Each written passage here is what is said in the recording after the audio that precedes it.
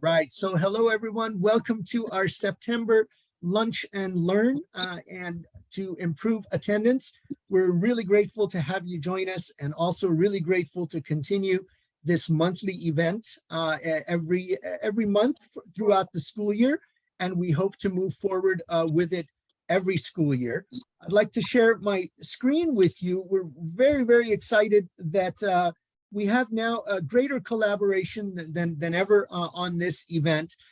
We have 9 county offices of education from across the state, from urban to rural, who have pooled together. We're going to be collaborating on recruiting our presenters and also to get the word out to our statewide community. And we hope that this will be a growing statewide event that all of our practitioners in our statewide attendance community can participate in.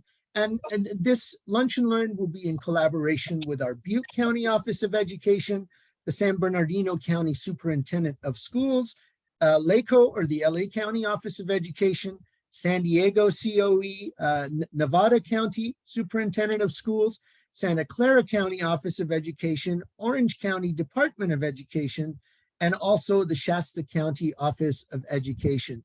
So we're really grateful to our friends across the state and other COEs for collaborating with us, and we'll continue to collaborate to bring this event for you.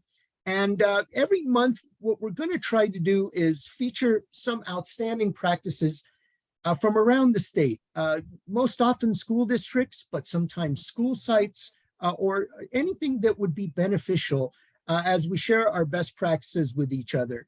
And I tell you, team, I've heard it said by several people that we are in a real crisis of attendance. I personally use the word avalanche pretty frequently. I've heard tsunami and other such things, but I tell you one thing that's always going to help, and it's always going to be beneficial for us, and that's outstanding practice. Our collaborations, our best practices, our next practices, strong fundamentals. And even though we're in a low point for attendance, maybe historically, if we pool together and share our best practices, I'm confident that we'll be able to reduce chronic absenteeism and improve attendance even to higher levels than pre-pandemic. So today we're very, very excited. We have Sanger Unified School District. I've had the pleasure of hearing them present several times, and they have an outstanding program. We have Mr. Johny Gonzalez with us, who is a supervisor of child welfare and attendance at Sanger Unified, and he's going to share his practices with us. Johny, thank you so much, my friend, for joining us. Always a pleasure to see you present, and we look forward to hearing your presentation.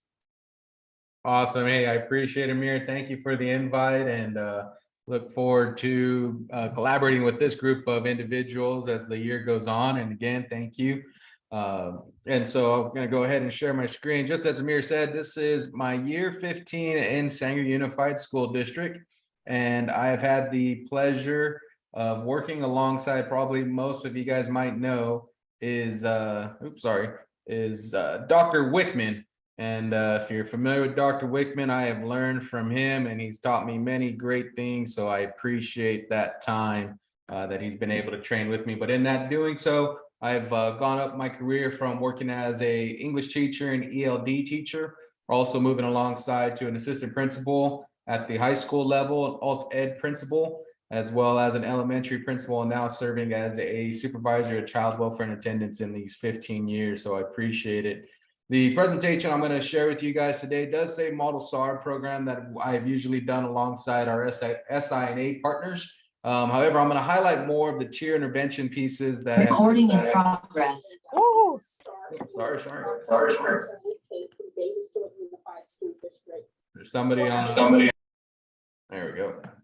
Appreciate that, Amir. And again, so what ends up happening is we'll kind of go over some strategies of the tier 1, tier 2 that we do, and then kind of fill you guys in on kind of our big shift and our big nuance that we're putting with our SAR process in regards to improving attendance with our collaborative process within our own district. So we'll go ahead and talk about that. So the takeaways for today that I'm hoping is for you guys to understand is that you're not alone in all this, right? Up and down the state, we're seeing chronic absenteeism at an all-time high.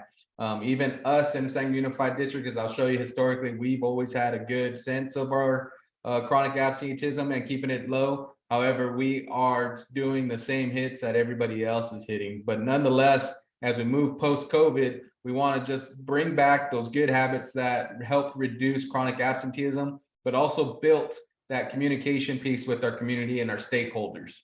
Our next part is just understanding that if we attack attendance at an early intervention, that's going to be our number one factor in reducing, in helping improve student success.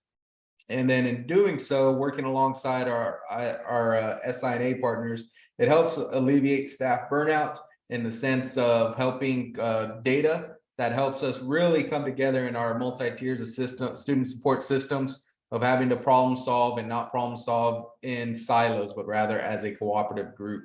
And so again, just reconnecting with those parents is going to be the key piece for that.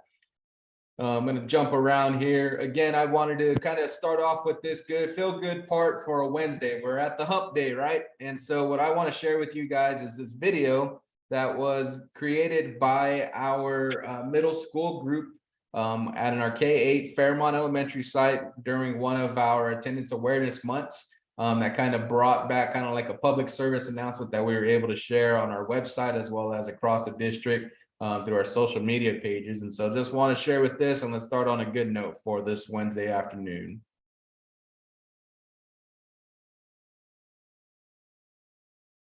Got a little play here. Amir, I'm having a little technological issues here. Okay, let's see. We can see the screen, so you're sharing it properly.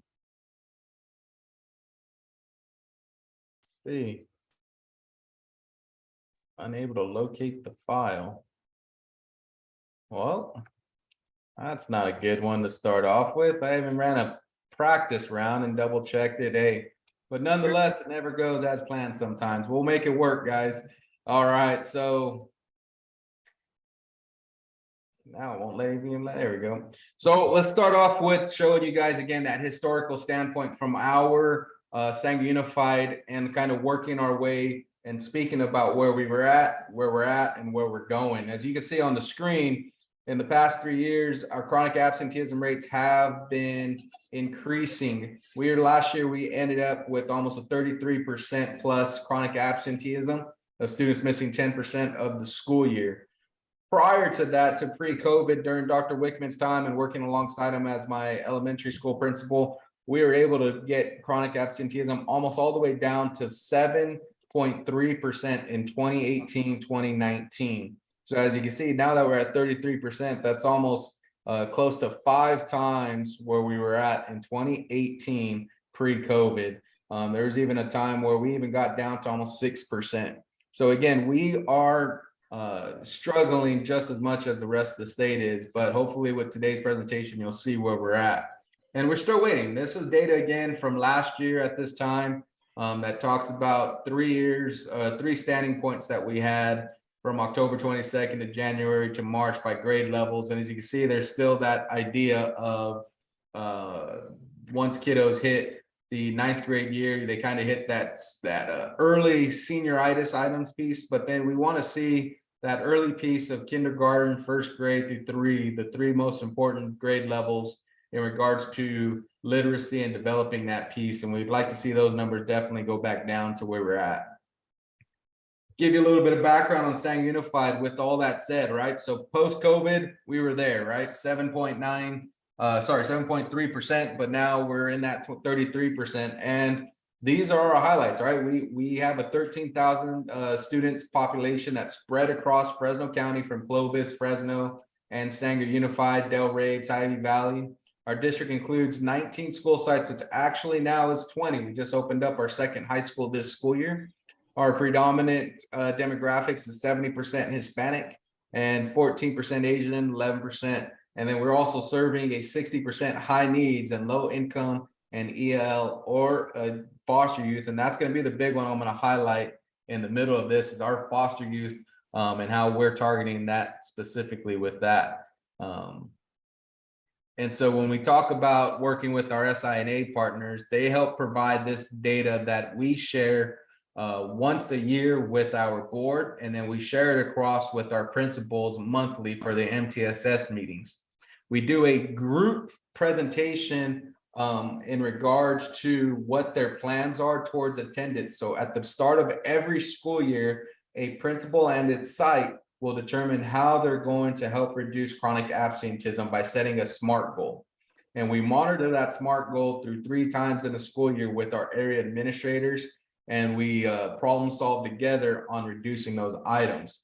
And so this is kind of the presentation of the data that we would present to those principals as, here is your data. How are we going to get back down to where we were at in the 2018, 2017 year of almost 7%.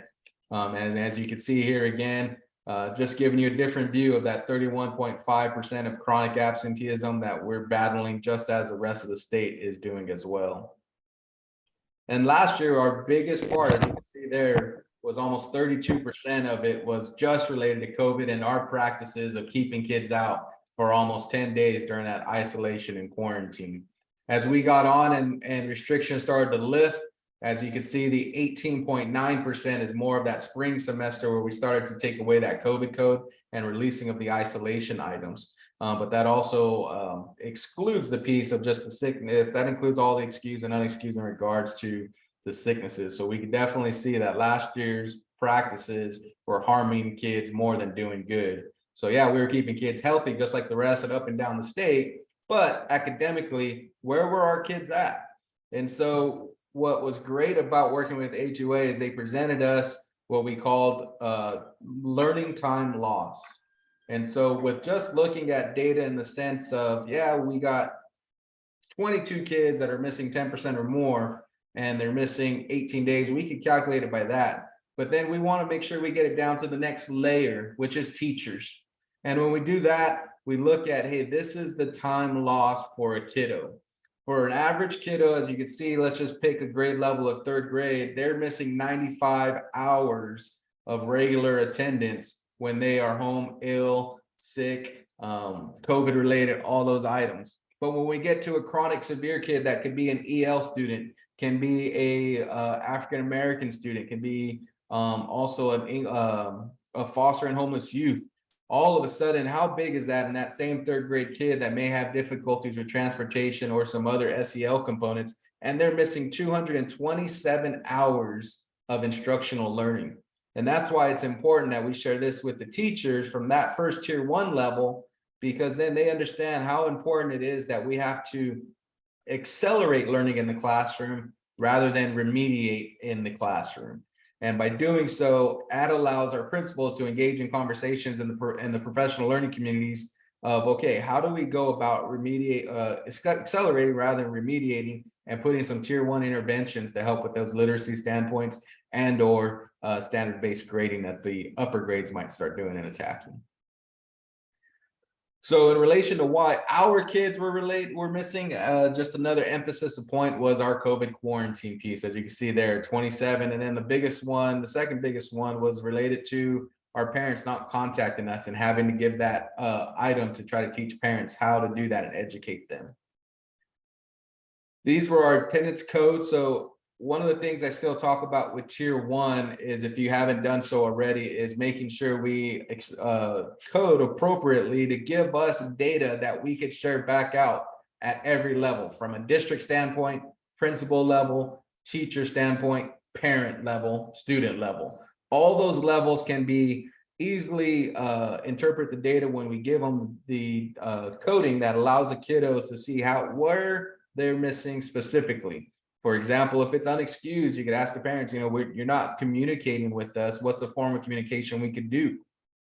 If it's illness, then we could provide the medical support that they need, maybe through our Healthy Smiles that we do with our elementary kiddos. It's a van that provides dental services to them. If it's COVID related, we could even go back to, at that time, providing COVID tests for the family so that they can get back into school earlier rather than later. So again, just to kind of give you that same standpoint of a summary of where we're at with our attendance rate and our data at that time in 21, 22 with the days in the school year, and looking at our pre-COVID, you can definitely see we're still having a good attendance rate with 95% at pre-COVID, but then that 92 afterwards.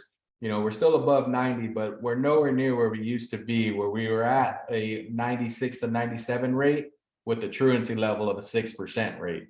And so to get back there, we definitely have to provide resources to our team. Another tier 1 resource that we provide for data with using our A2A data is this hot and cold calendar. As you can see on here, this calendar for the school year would be presented to an MTSS team that talks about days that they can strategically attack while planning for the following year. So if they see that kids are missing well above the average attendance for that rate, maybe as you can see right here in September, coming back from Labor Day, there seemed to be a struggle. So you could preemptively say, hey, we're going to do that week of right after Labor Day as our attendance awareness month and get activities there that are going to get kids involved and parents involved as well. And or you could be heavy with your PTO and PTA groups and maybe do a welcome back items after that to welcome students and families back and educate them and do that piece, and just being strategic. If you see it's on Fridays, again, it's getting that ability to see ahead of time that if you see your Fridays are the ones, what can I plan ahead on a Friday that's going to help families and kiddos still arrive? So being preemptive in that tier 1. So our attendance, actions, and support. So these are all our tier 1 items. So I talk a little bit about that achievement initiative, and we'll talk about that again with that tier 1 aspect of looking at data driven. All those data slides I showed you are working hand in hand with our A2A items that we present to all our stakeholders. But in addition, there's also a messaging piece that I will share with you afterwards that helps with another layer of that tier 1. With also, we get real-time data from an in-house data that talks about discipline, attendance, behavior, our EL data, our homeless and foster data, our demographics data. It's all in a live data dashboard that we call Tableau that we're going to be moving to an EduClimber. So any site at that moment can look at the data that I present to them at the beginning of the month or end of the month before their MTSS meeting, and look at real-time data that talks about demographics and which group is needing to have that early intervention piece. And EduClimber is a great, if you haven't looked at that system yet, it's great at creating data that is specific to you and what you're trying to target. We do remind messaging when kiddos are absent. We actually send a remind message that says, hey, we missed you for the day. Please keep in contact with us. We do our Power School student information system where all parties involved have access to input data, as well as giving the parents that immediate ability to see from the secondary level when their kid is absent. So in a 6 period day, kiddos there 1, 2, and 3, and then all of a sudden they notice, hey, he's not there 4th period. They can get that automatic notification that's set up so that they know, hey, call little Johnny up. Hey, Johnny, are you running off to Walmart again and try to play that new PS5? Not going to work. We need you back in class. I'm going to go pick you up and we'll do it. We also do a CWA newsletter posting that we share out with, believe it or not, we still do a hard copy newsletter that we mail out through snail mail still, but also we also do that through our digital postings as well. So we make sure that there are a combination of ways that we're communicating out to the families, that snail mail, through the social media outlines, and then we also connect it as a PDF file to those reminds. So there's no way that the parents can say, I have no idea that the new attendance codes had changed, because those items will be posted in the CWA piece. And just like many of your other sites too, or in many of your other districts, you guys also have that third tier 3 of that student attendance review board. And again, before I know I was talking a little bit about our homeless and foster. It works perfectly with what we call our care team. And this is where our care team stands for Child, Adult Resources, and Education Support. So that group of individuals works within our local family resource center. It's located at 2 points of our city. One works on our north side of our town, another one on our south end of a town, but our care team does go from site to site. And this care team handles all the referrals for parenting classes. So for example, if I have a parent that they've already met at SARB 1, got the notification through A2A, have met at SARB 2, and they're noticing, hey, that they can't get little Johnny up, and they need ideas on how to get a regular sleep habit for the kiddo and a reward system. Those little parenting classes can be given through our care team, and they have multiple dates and multiple topics that they go through once a week. And so they will do a referring to those parenting classes. But there's also parenting support groups, right? We do know there are some grandparents that are raising their own grandchildren, and they are not tech savvy, right? And so they need support. So those support, we open that up to grandparents and single parents that come in, and we teach them how to look at Power School, to look at grades and attendance. We teach them how to be in contact with teachers. We teach them those little things from a tier 2 standpoint with the care team. The other part about that care team is a case management system. So each one has our most chronic severe kiddos are usually referred to our case managers, because they may that chronic one may be just the first tier of understanding, or sorry, not first tier, but that first kind of domino effect is, hey, there's poor attendance. Then you start to learn that there are transportation issues. Then you learn there's SEL components to it. So it's a domino effect. And so if they notice that there is a huge need in this, they will take on a kind of mentorship that follows through with the kiddo all the way from utilizing services for each and one of those items.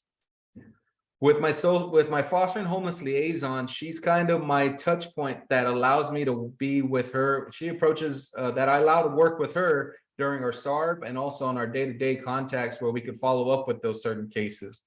She's also been my great resource for getting our social work interns to come and work with our CWA department to work in a mentorship capacity.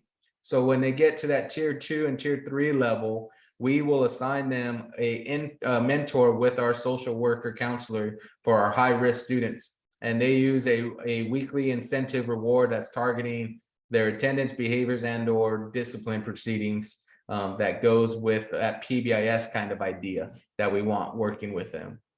Our homeless and liaison partners with our CWA to also provide, again, those healthy relationships that go with that workshop. And in doing some of those healthy relationships, sometimes parents and kiddos don't see eye to eye. So I attached that presentation there. I'll be sharing that link with Amir so he can send it out so you guys can see that. And so what ends up happening is that healthy relationship might be a topic that we carry over for our Saturday SARB parent workshops. So we do strategic Saturday parent workshops for our SARBs for that tier 3 level. And that tier 3 level may consist of Spanish speaking elementary kids. So we will target them with getting them the resources to educate them on what exactly is chronic absenteeism and how it affects their learning from that literacy aspect. We may target Saturday parent workshops for our high school students and get them to understand how that education piece and missing that days is going to get them behind on their credits to graduate. And so we go through a goal setting workshop with them. We may also get into that part with working with our foster parents and getting them to work alongside our home foster and homeless liaison and getting them the resources they need to understand what ed rights that they have and what services are available to them with these kiddos that are coming through our system, from anywhere from reducing credits to working with our care team and providing them with resources for food. We even have items where we may work with our young youth who are parents and our adolescent parents. All right. And so getting them the parent workshops that they need. And so those Saturday workshops are specific. So we try to utilize, and moving forward, our goals for the school year is to really get it early intervention. Early intervention is going to be your best support for that. And by doing so, I kind of listed just some 3 quick ones right there as we get into Attendance Awareness Month right here in September leading into October. is providing these activities ahead of time for your school sites to follow up through. For example, in that video I showed you with the PSA, we do items where our kiddos can draw a picture and then we'll blow it up and put it as a poster and post it around town. A PSA that we could share out if they're winners, and we give them rewards through gift cards. They may also do little things throughout the school site, throughout the school day during their lunch periods that help them understand attendance is important and why it's important. We also do a site attendance presentation. So I'm pretty sure every site has, like, coffee with the principals or ELAC meetings or school site council meetings. We actually go out to, with my CWA office, we'll go out to the actual sites and do an education about attendance that parents might not know about. And then the other one we do is we always talk about the importance of our second conference follow-up with our SAR process. With our A2A partners, they provide a data system that allows our school admin assistants and principals to follow up with which kiddos we need to meet with. And they have a tier intervention system that's in a database that talks about, hey, the kiddo's absent for this reason, A, B, and C. Here's our interventions that we're going to put in here. And then we follow up with that 30 to 45 days and see if we're seeing improvement with those items. And that data, again, is shared out to the principals. But that second conference is done multiple ways. I have principals that do it on a one-on-one basis with the parents. I have some that do it in group settings where they educate as a whole what is the main commonalities and barriers, and or parents will come up with barriers together and they do walkarounds together on how to address each of those barriers as a parent and as a community working with the school side by side. And then we talk about recognizing improvement of attendance, not always perfect attendance, but improved attendance. We do that at Sanger Unified through a SARB recognition dinner. So kiddos, we recognize one kiddo from every one of our elementary, middle school, and secondary sites that have improved their attendance. We bring them back into one of our school sites, and then we get a catered dinner for them to show that we are proud of their improvement attendance and getting out of the SARB process. We give them a certificate, and then they're recognized with our superintendent, our probation team, our care team, and a principal that is there as well. And then we do what we call a SARB real-time celebration. So inside there, the recognition dinner is for one that we see as a improvement one. The SARB real-time celebration is when we're actually in the SARB panel meeting and we notice a kiddo is celebrating. We give the kiddos high five. We give them the gift card right there that says, hey, we're proud that you improved.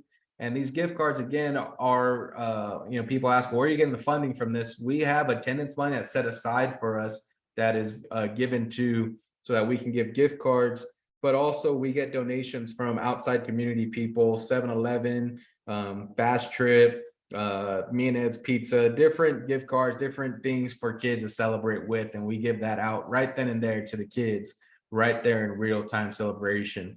One of my probation officers suggested I get like a giant gong.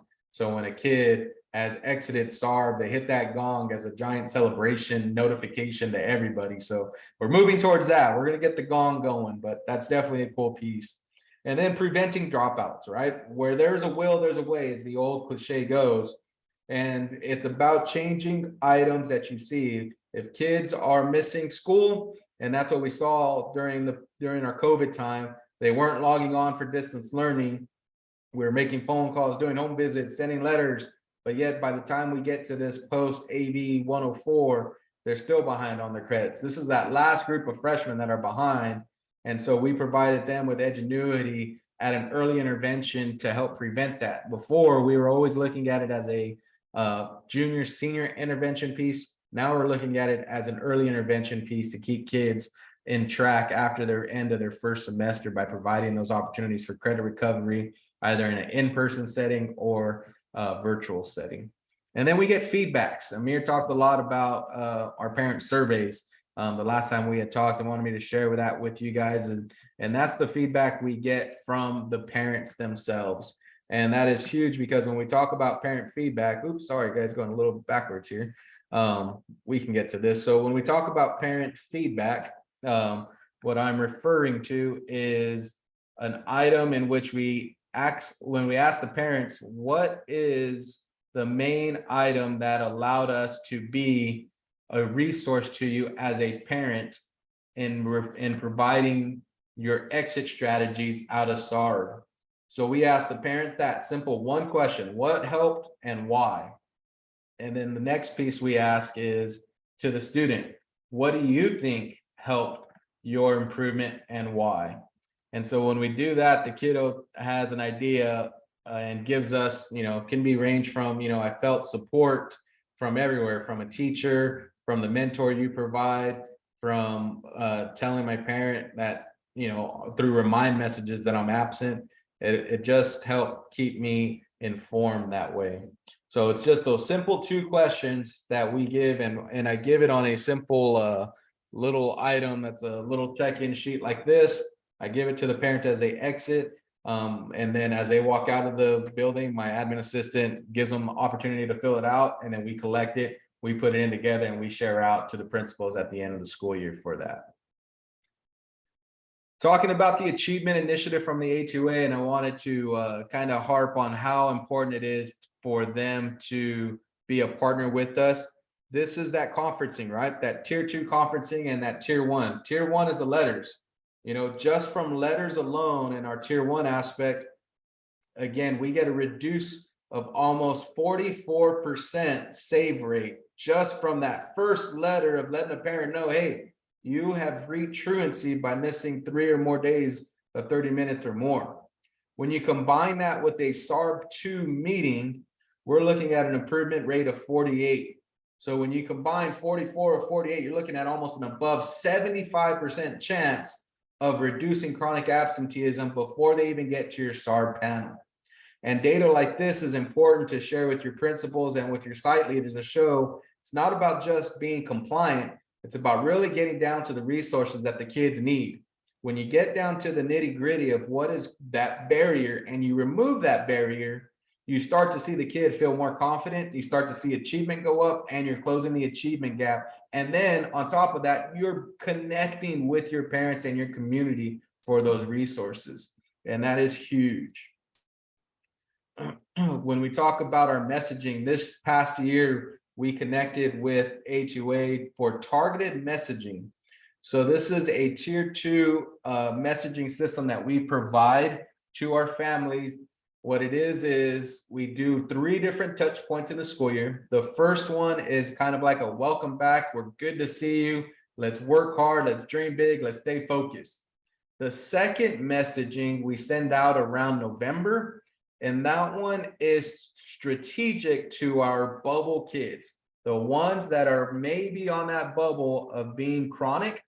And so we give them a strategic messaging that gives them advice for habits on how to stay in connection with the school and why it's important. And it's targeted. So we separate it by a K3 group, a 4-6 group, and then a 7 through 12 group, so that all the messagings are directed to the kids. And these messagings aren't going to be delivered to Mr. Gonzalez dad. They're going to be delivered to little Johnny, who is going to see that mail with him and see the importance of why we want him there at school. And then our last one, our third one, will go to our kiddos who, again, are either a little bit targeting. I've done it one where we've targeted the chronic kids again, but we've also done it to everybody, to give them a little heads up right after coming back from spring break is to finish strong, and to kind of show you on this screen right here, that little dog postcard that's in the corner that says at school anything is possible. My elementary kids love that one. I got so much feedback from the parents on that one. So anything with cute dogs, I guess, is a positive. So keep that in mind when you guys are doing your messaging out towards parents that way. And again, as a result, we're looking at trying to reduce chronic absenteeism. And so from our partners here with A2A, or SINA, sorry, is just looking at 17 school districts here that have worked alongside us and all these targeted items with messaging, data, all presentations with us and alongside us.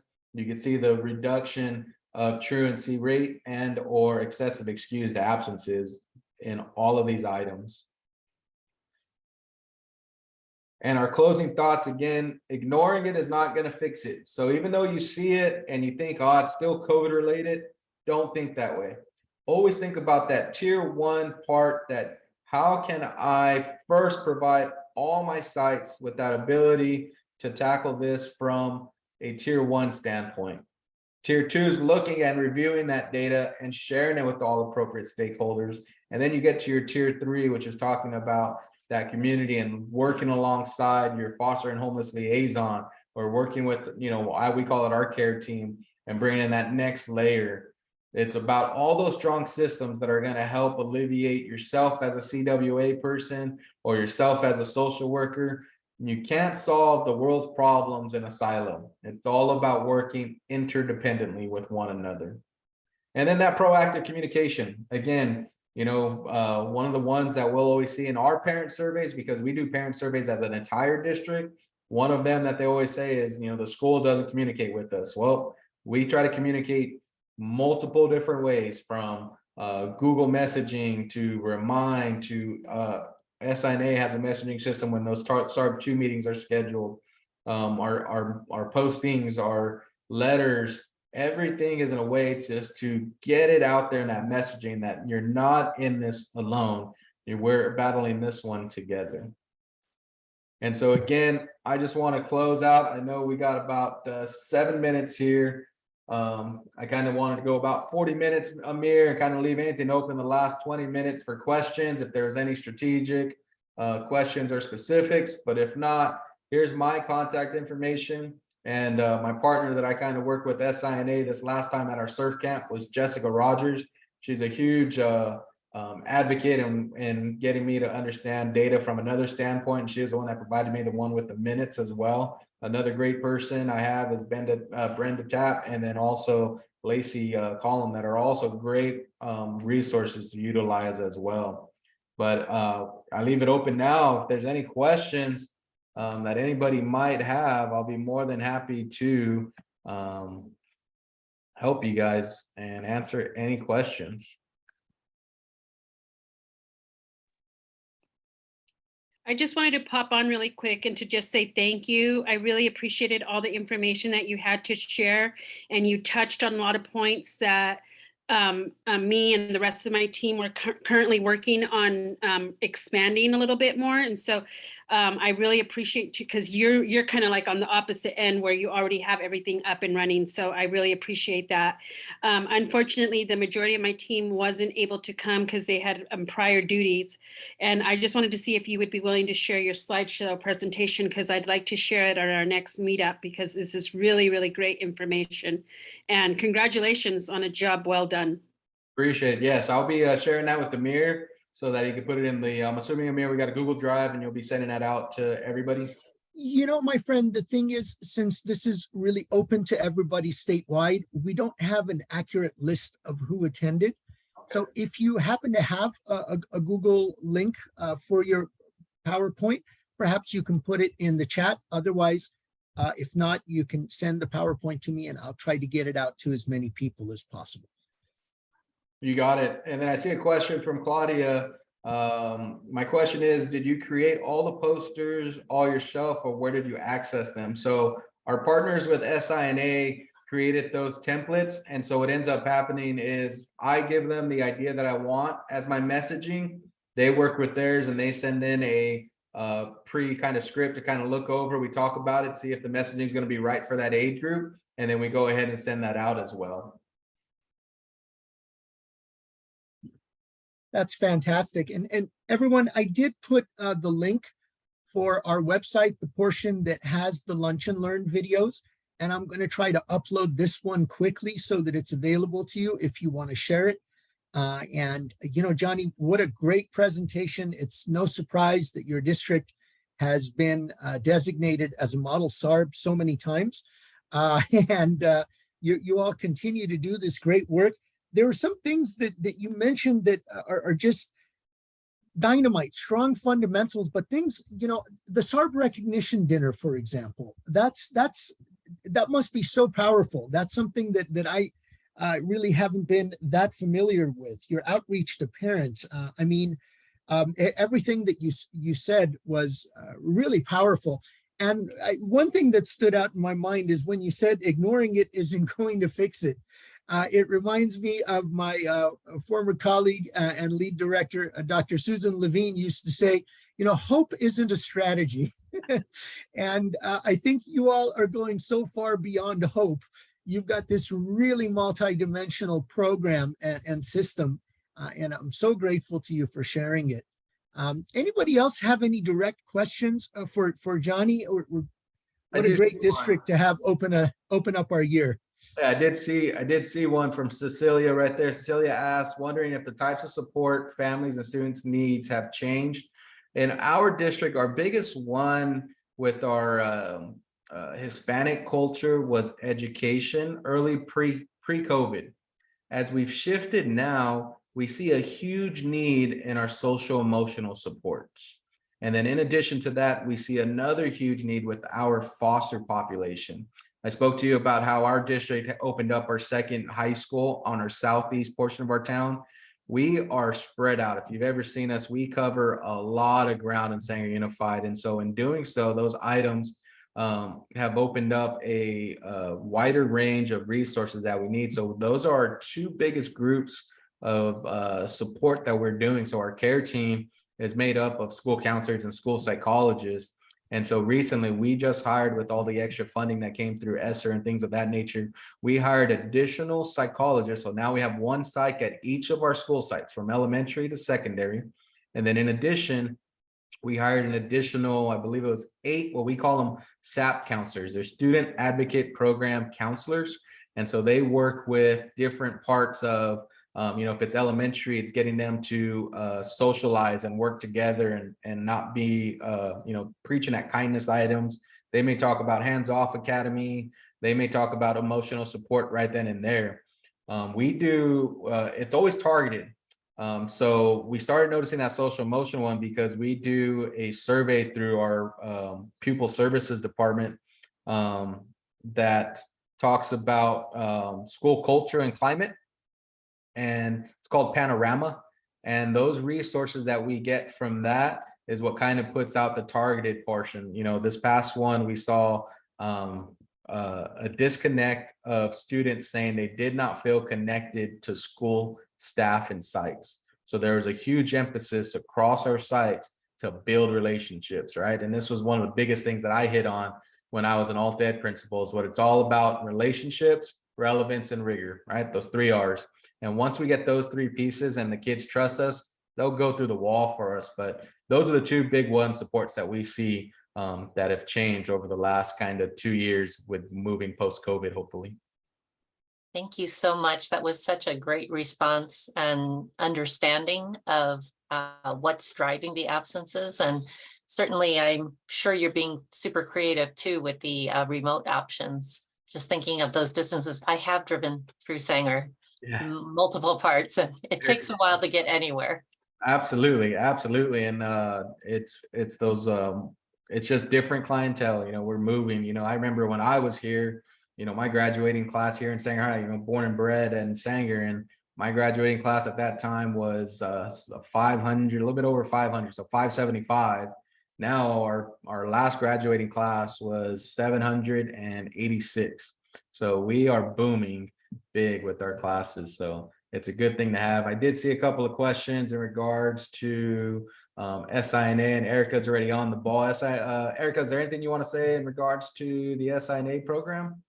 No, I don't want us to take over the meeting, but I did put in the chat a link to our website. If you would like more information, we're happy to answer any questions or set up a demo for anybody that's interested. So thank you, Johny. I appreciate it.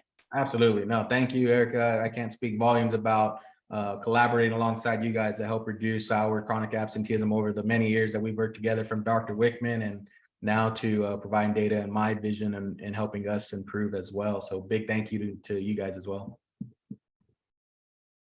Did I miss any other questions, Amir? Johny, if you don't mind, my friend, I have a question. Your parent or grandparent support groups that you have, That just really captured my imagination. Could you please tell us a little bit more about it? If I'm a parent, how do I get brought into the support group? What does it look like? Yeah, absolutely. So the support groups, there are flyers that go out through our Remind, through our initial newsletter. In addition to that, what ends up happening is each of our school sites have a school psych. So anytime there is a group of students, when they look at data, either from an SEL standpoint or from an attendance standpoint, and their red flags, they go to kind of our care calendar that we have. And if there's a parent group that could help support them, they make a referral to them, and then they send that name over to our care team supervisor that can help follow up with that piece. And so the parent support group for grandparents is, it's kind of one of our groups, again, as especially when we went into distance learning, right? I don't like to use that word too often, but when we went into that realm, there's a lot of parents that didn't know what is an iPad, how do I open up Google Classroom. So that's where there were some good things that came out of COVID, right? The use of technology and how to keep that informed with parents and moving forward. But also in addition to that was looking at that gap that there are parents, at least in our community, that are raising their grandchildren and they need the education. They may not know, back when they had their kids, if there was no SAR process, maybe their kid just went all the way straight through high school and they had bad attendance. But now it's that educational piece of what is a good absence and what is a bad absence. How do I communicate with the school? If I can't get to them on a phone, can I email them, or can I give a text message?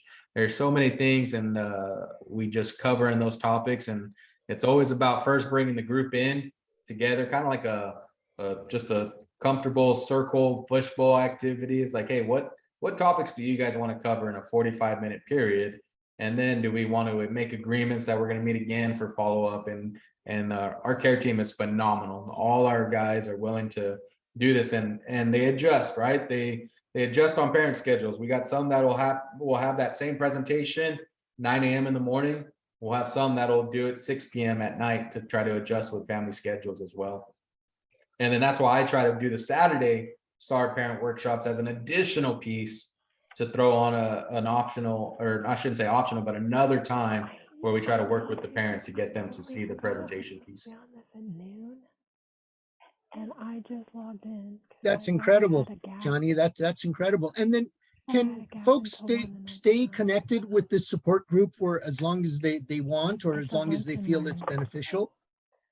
Correct. Yeah. So they stay on for as long as they would like. There's follow-ups. The follow-ups may be weekly, or they may be extended to maybe bi-weekly, and then once a month, and then maybe bi-monthly. So it's kind of a segue away from having to need that resources.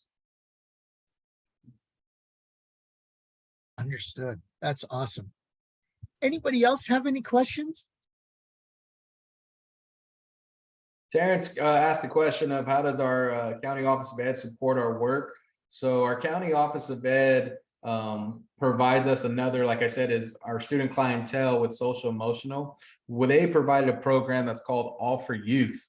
And so they actually provide our school sites with an additional school psychologist that actually works with them if they qualify through that piece for an additional psych services at each of our school site. In addition to that, our foster homeless and liaison is always in communication with our higher ups at the county office of ed for additional services if we get to that part where they need an addition, like our homeless families may need additional support. They help find locations for our families to stay at. Here in Sanger, we have a place called Hope Sanger that we refer all our homeless families to. And then should they move during that time, they look for other resources and they make that connection with Anissa, and Anissa will say, okay, you're moving to Clovis. Here's the homeless foster liaison connection. Here's a place that you could stay as well at a reasonable rate. And so it's always about that communication piece. But the big one is the social emotional support that they provided with us for our foster youth, that we also do make recommendations at our SAR panel.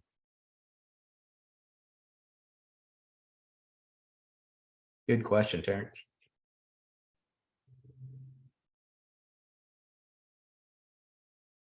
Any other questions that are out there in the chat? I didn't see any other ones, Amir. Well, then one last one for me, and I'm sorry, but your Absolutely, care yeah. team, your Yeah. care team just sounds so phenomenal. That also really caught my ear, if you will. You said that they go from site to site, and you've got two different centers in the north and the south part of your city. Could you explain a little bit more about, what does a day in their life look like? Yeah, absolutely. So we were fortunate to also get a community school grant this past year. So we were able to get parent liaisons that work alongside our care team. So there was 4 of our most highly populated EL and or foster homeless liaison schools that are benefiting from a parent liaison that connects with our care team. So a day in the life with our care team is what they do is, like I said, is they do a little bit of mentorship, but they do mentorship for a family as a whole. So if they have a family that is homeless, then they will provide them with following up with the resources for placement, food, maybe it could be some dental services, maybe it could be to making sure that they're attending school and going to their programs and connecting them that way through that.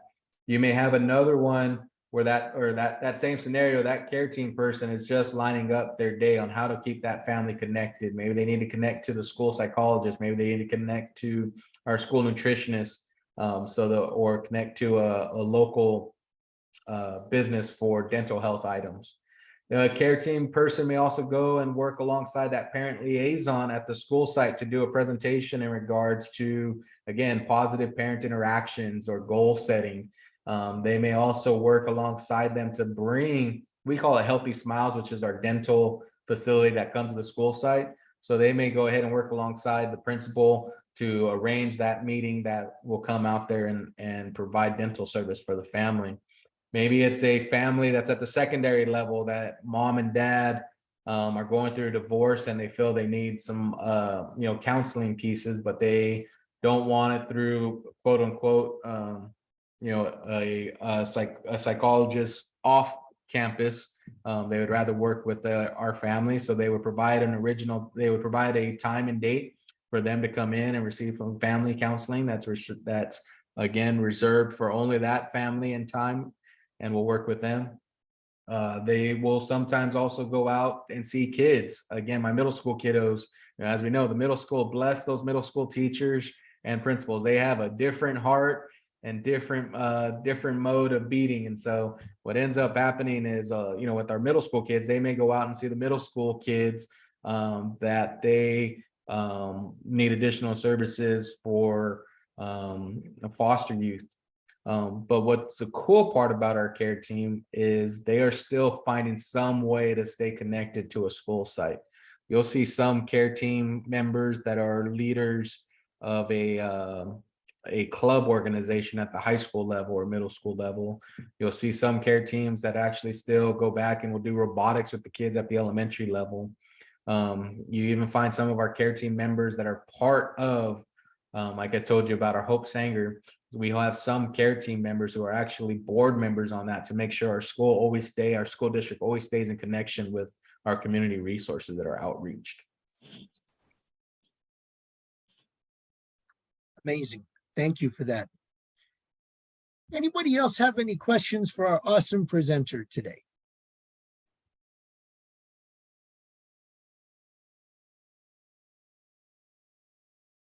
Right. Well, if there are none, Johny, I just wanted to thank you again. You started us off on a real good foot for this year, and you've got a real balanced diet over there with all your partnerships, collaborations. What a fantastic program!